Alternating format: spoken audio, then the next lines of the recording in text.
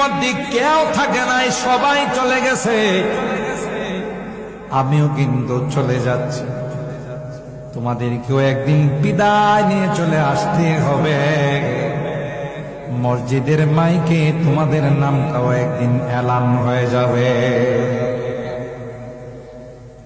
কোরআনে আল্লাহ বলেন, কুল্লু নাফসিন দায়িকাতুল মাউত।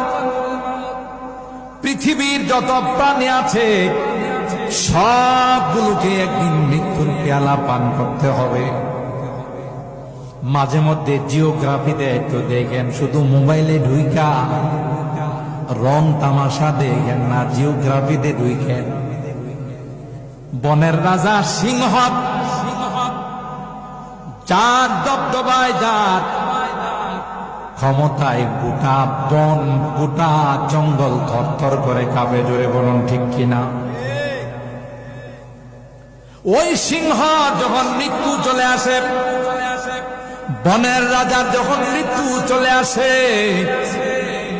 তখন ওই সিংহটা বনের মধ্যে পড়ে, তার হাত পা গুলো কাঁপতে থাকে, অসহায়ের মতো সে নাড়াচাড়া করতে থাকে। আর কেমন যেন সে বলতে চায়, বনের রাজা ছিলাম, সমস্ত পশুরা আমাকে দেখে ভয় পাইত, আজকে কার কাছে যেন আমি ধরা পড়ে গেলাম। সব শেষ, আমার কিচ্ছু পাওয়ার নেই, আমি পাওয়ারলেস। শূন্যের কোঠায়, জিরো। গোটা পৃথিবীর বাদশা যারা ছিল আছে না, চলে গেছে। বলেন বলে সবাই চলে গেছে। আমি আপনি থাকবো না। ওয়াইন্নামা তুওয়াফাউনা উজুরাকুম ইয়াউমাল কিয়ামা। দুনিয়ার জিন্দেগিটা তোমাদের জন্য একটা পরীক্ষার হল। এইচএসসি পরীক্ষা চলতেছে না, ইন্টারমিডিয়েট চলতেছে। দোয়া চাচ্ছে অভিভাবকরা, ছাত্রছাত্রীরা দোয়া চাচ্ছে।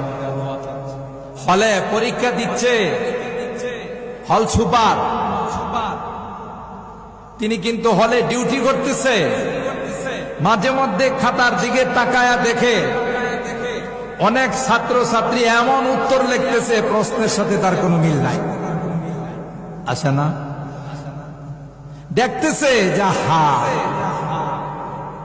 এত যা লিখতেছে এর সাথে প্রশ্নের মিল নাই। কিন্তু হল সুপার, ম্যাজিস্ট্রেট, সে কিন্তু তাকে হলের মধ্যে কিছু বলে না।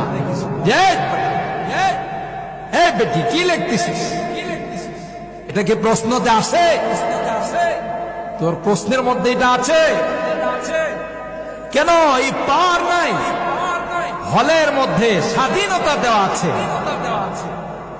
যে যা মনে চায় তাই লিখবে। এখানে তাকে লোকমা দেওয়া, তাকে টুকার কোন অথরিটি কাউকে দেওয়া হয়, ঠিক কিনা বলেন? পরীক্ষা দিবে, পরীক্ষা দেওয়ার পর তার খাতা কাটা হবে।